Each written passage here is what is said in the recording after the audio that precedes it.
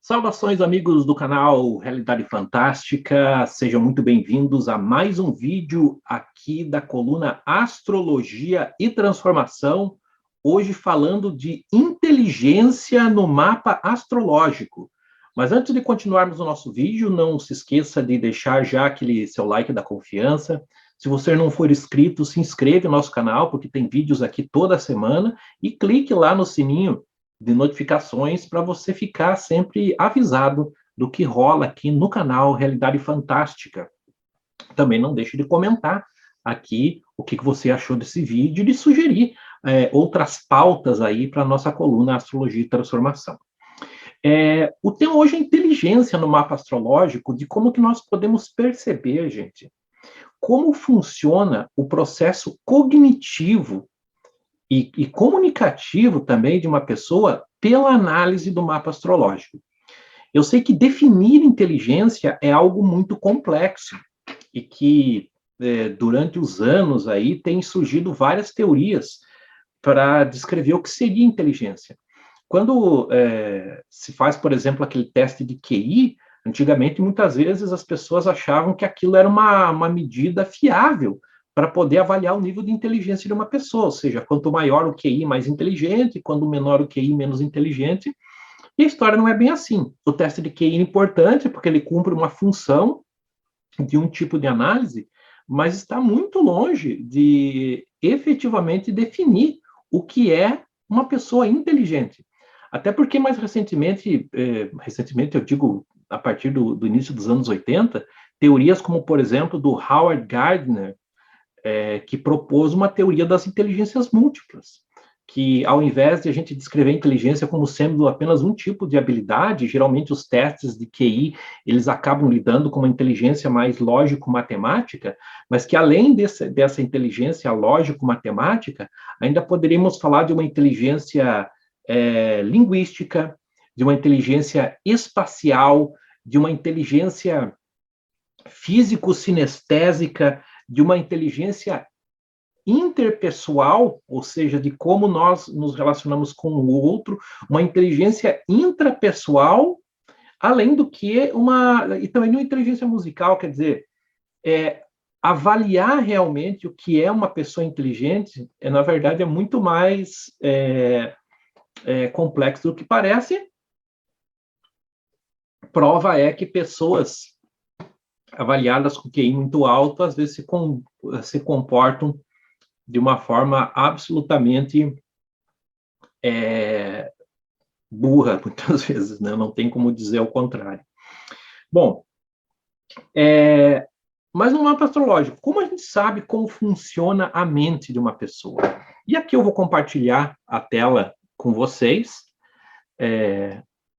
da forma como eu costumo fazer aqui na coluna, né? Para a gente acompanhar as coisas no mapa. Eu vou pegar aqui um mapa astrológico aqui, apenas como exemplo, e dizer o seguinte: para que a gente analise a inteligência no mapa astrológico, geralmente nós olhamos 3 pontos principais, que são o planeta Mercúrio, que está aqui, a casa 3, que está aqui, e o signo de Gêmeos. São esses elementos estão muito mais ligados a um conceito, digamos, mais clássico de inteligência e comunicação. Claro que, como eu falei no início do vídeo, existem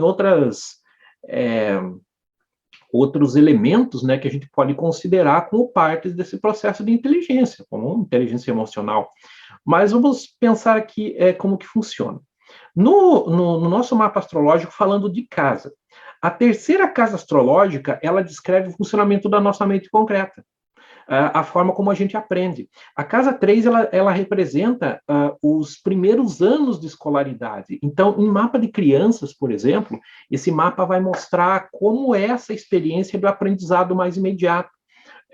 A experiência com os colegas, também é uma casa social, né, porque ela descreve os colegas, né, os coleguinhas, descreve irmãos também.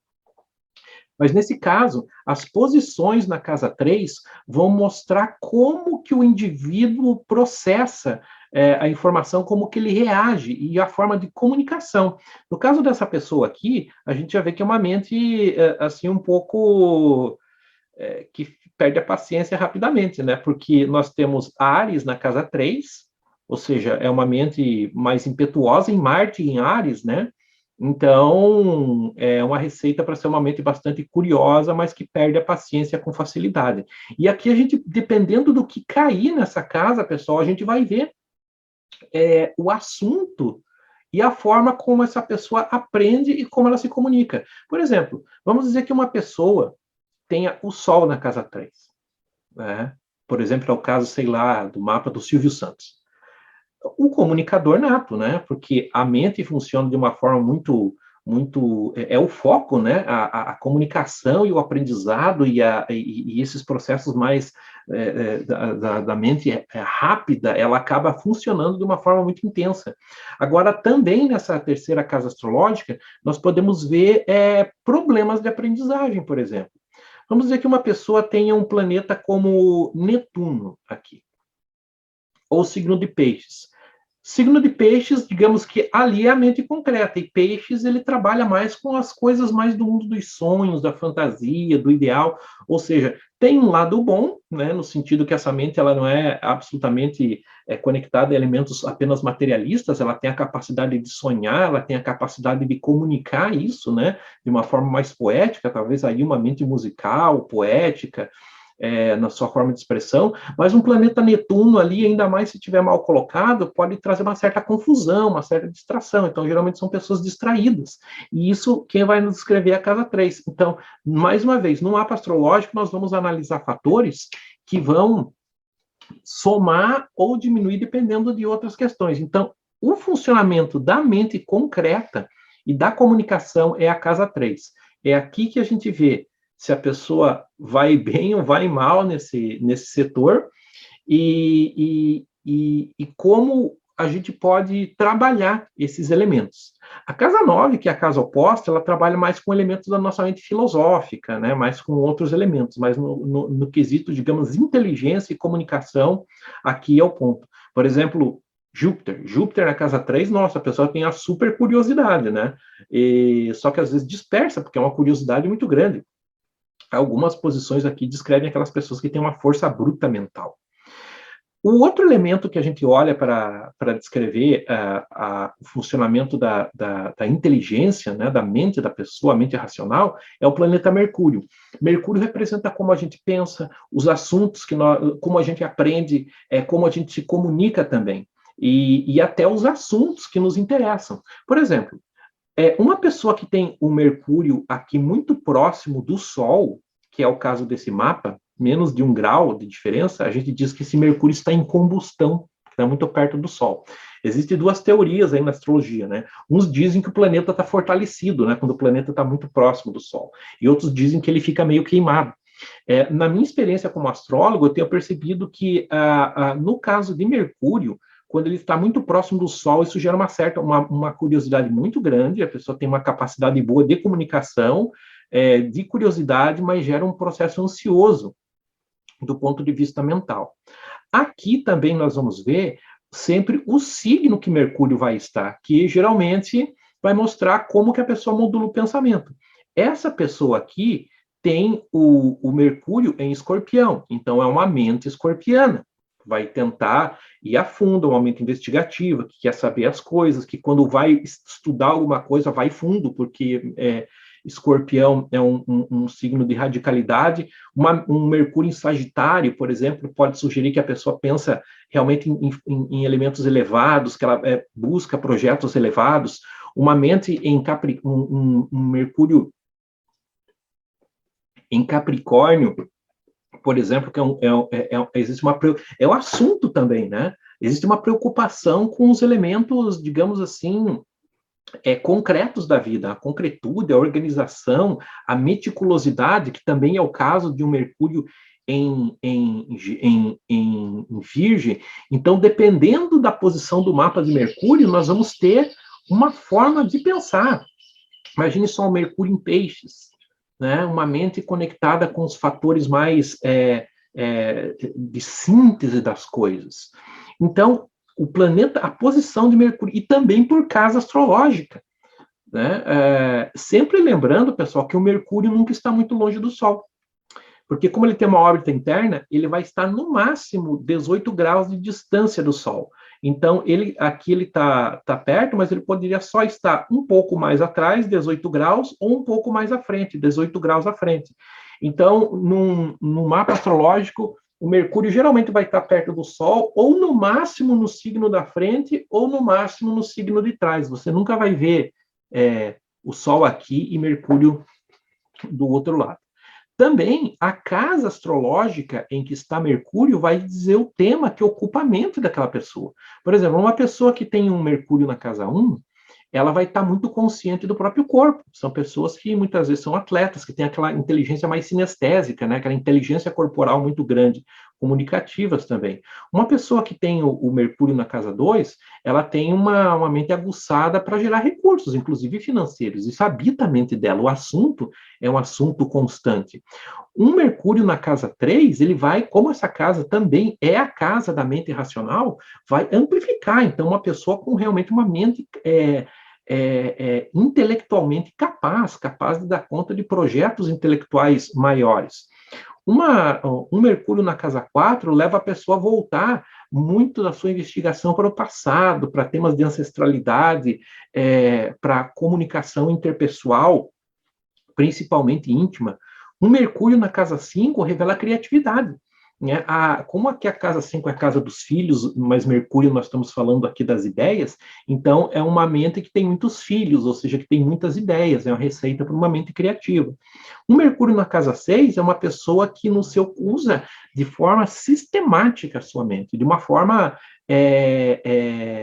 ela parte a partir dos elementos pequenos para chegar a uma síntese. Um Mercúrio na casa 7 pode revelar uma pessoa que tem facilidade de comunicação com o outro, né? Um comunicador que consegue estabelecer primeiro das preocupações da sua mente concreta, uma preocupação com o outro, mas a capacidade de conhecer o outro, um processo de empatia. A casa 8 é uma casa de temas tabus, nós falamos dela aqui já na coluna, então é uma mente voltada para esses mistérios, as questões da sexualidade, da morte, da investigação, né, para investigar temas, tudo que é oculto, né, é um Mercúrio na casa 8. Um Mercúrio na casa 9, ele vai ter uma facilidade para aprender línguas, porque é uma casa das línguas estrangeiras, vai pensar muito sobre temas filosóficos, religiosos. Um Mercúrio na casa 10 vai colocar primeiro como a reputação da pessoa de ser uma pessoa inteligente e comunicativa, e depois vai centrar muito do pensamento e do esforço mental desse indivíduo em questões de direcionamento, de carreira. A casa 11 é uma casa de amigos, mas também das grandes organizações. Então, é aqui que a pessoa consegue o auge da sua comunicação e é através dessas trocas que ela aprende mais. E a casa 12 é uma casa do mistério. Então, e das coisas que não podem ser muito conhecidas do ponto de vista intelectual. Então, o Mercúrio ali, ele se encontra imerso no mundo de mistério. Talvez seja uma pessoa que consiga trazer para a mente racional elementos do imponderável e comunicar isso de uma forma interessante. O fato é que a posição de Mercúrio, ela vai ter e claro, nós vamos sempre levar em conta se esse Mercúrio, falando especificamente, mas isso vale para todos os planetas, ele está bem ou se está mal. Né? Por exemplo, se tem oposições, quadraturas, então quando ele está harmonizado, digamos que aquela mente é muito mais afinada, né? Está muito mais afinada como um instrumento que está afinado. E se ela está recebendo muitas oposições, ela está muito mais tensa, muitas vezes ela pode ser produtiva, mas ela funciona a partir de um processo de tensão e de colisão muito maior. E outro fator interessante é a retrogradação. Né? Muita gente fala do Mercúrio retrógrado, mas o Mercúrio está retrógrado. Pessoal, a questão é o seguinte, como talvez algum de vocês saibam, quando nós olhamos um mapa astrológico, o planeta eles pode estar em movimento direto ou em movimento retrógrado. todos os planetas giram para um lado só, mas como nós tomamos a Terra como ponto de vista, existe uma ilusão de ótica no céu. Às vezes o planeta parece que está indo para frente, ele dá uma paradinha, volta e depois vai à frente. Isso é uma ilusão, porque o nosso ponto de vista é a Terra. E essa voltadinha que ele dá é a retrogradação. No mapa dessa pessoa, o Mercúrio está aqui, ó, RX, está retrógrado. Então, o que acontece? Existem algumas linhas de astrologia kármica que tentam argumentar que pessoas com Mercúrio retrógrado teriam, né, numa encarnação passada, usado mal suas faculdades intelectuais, talvez um vendedor meio esperto, uma pessoa que andou contando umas histórias, né, e que hoje estariam em busca de uma compensação. Na minha linha, a gente, claro, respeita esse tipo de colocação, mas na minha linha, que eu digo é muito mais experimental, mais de observar isso nas pessoas, o que eu percebo é que pessoas com Mercúrio retrógrado têm uma forma própria de aprender. Então, a aprendizagem, ela por exemplo, você vai ensinar uma pessoa com Mercúrio retrógrado a dirigir. Enquanto ela não entender o que está fazendo, ela não consegue prosseguir direito, ela tem que compreender aquele contexto. Isso gera um tipo de aprendizagem que às vezes parece que é mais lento, mas é mais consistente. Isso é uma forma de funcionar. Da mesma forma que nessa casa 3 desse mapa, a pessoa tem Marte na casa 3, em Áries. Nossa, então essa pessoa tem uma comunicação violenta. Mas esse Marte é retrógrado, ou seja, na verdade o pensamento se volta.